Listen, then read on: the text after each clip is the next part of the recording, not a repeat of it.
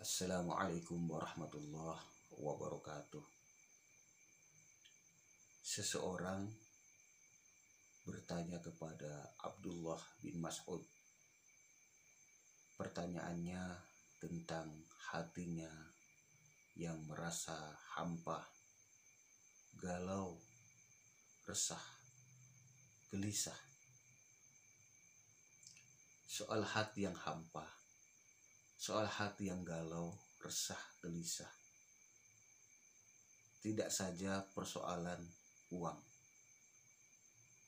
Kalau tidak punya uang,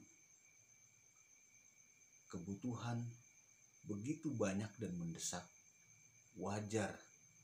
Masalahnya jelas, yang membuat galau gelisah itu tidak punya uang. Tapi terbayangkah oleh kita, ada orang yang sandang pangan papannya cukup, uangnya juga melimpah. Apakah terbebas dari rasa galau, hampa, sunyi? Gak juga. Boleh jadi ini adalah, dan memang demikian, persoalan kita sebagai manusia. Kadang rasa hampa, sunyi datang menusuk-nusuk hati kita. Kita kebingungan, entah apa sebabnya, entah salah siapa. Seseorang menemui salah seorang sahabat Rasulullah bernama Abdullah bin Mas'ud. Abdullah bin Mas'ud ditanya tentang kenapa hati saya ini selalu resah, gelisah, galau, merana. Begitulah kalau bahasa sekarangnya. Abdullah bin Mas'ud memberikan 3 hal, 3 poin, 3 saran, 3 nasihat yang sangat penting. Yang pertama, disuruh untuk mendatangi majlis-majlis di mana di situ Al-Quran dibacakan. Abdullah bin Mas'ud menyatakan, engkau duduk di majlis yang Al-Quran dibacakan, kau ikut membaca Al-Quran atau duduk saja mendengarkan lantunan ayat suci Al-Quran. Yang kedua, kau datangi majlis-majlis yang membahas tentang urusan hati atau majlis yang membahas tentang zikrullah, zikir kepada Allah, ingat kepada Allah di urusan hati dan atau zikir kepada Allah.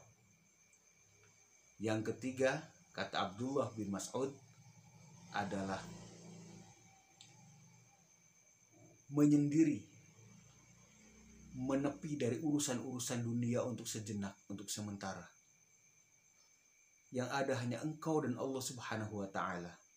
Engkau sebagai makhluk, sebagai salah seorang manusia, dan hanya bersama Al-Khaliq yang Maha Menciptakan.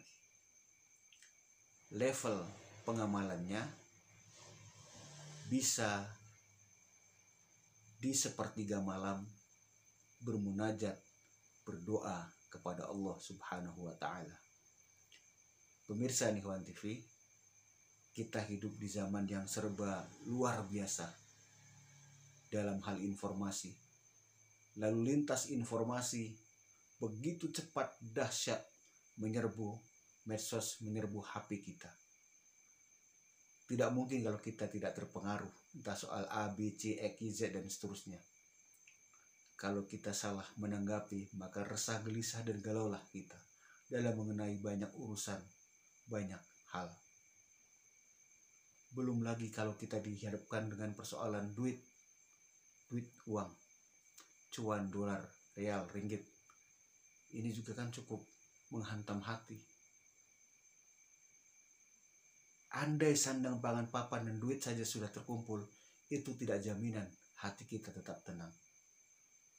Maka yang pertama, sempatkan kita untuk mengunjungi silaturahim di tempat-tempat Al-Quran dibacakan. Mungkin namanya majlis ta'lim, mungkin namanya pesantren, mungkin namanya kajian ini, kajian itu. Kita duduk membaca, ikut membaca ayat suci Al-Quran, atau hanya mendengarkan lantunan ayat suci Al-Quran. pengaruh dari ayat-ayat suci Al-Quran dibacakan sangat besar untuk ketenangan hati kita.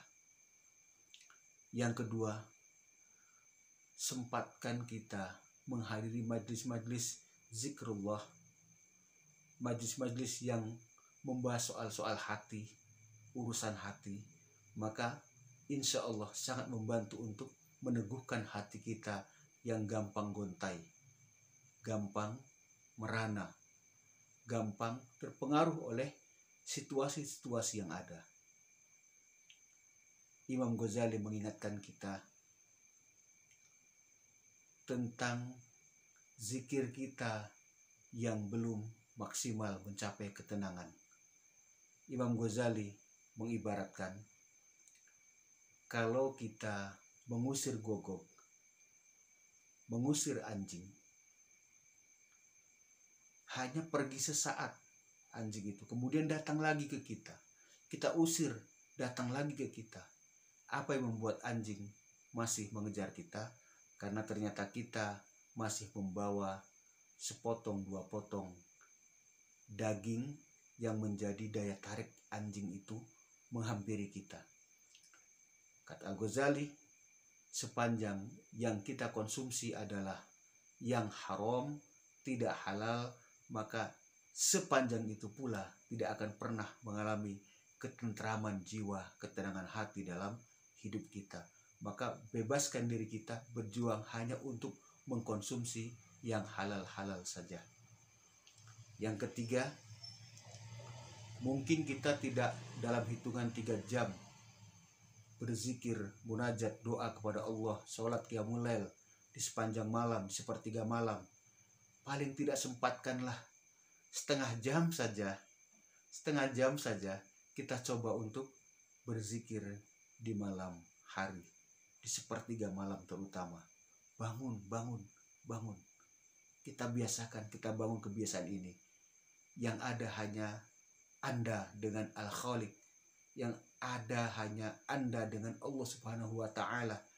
Menepi dulu dari lalu lintas informasi yang kadang sumbernya benar dan tidaknya tidak jelas jelunturungannya itu.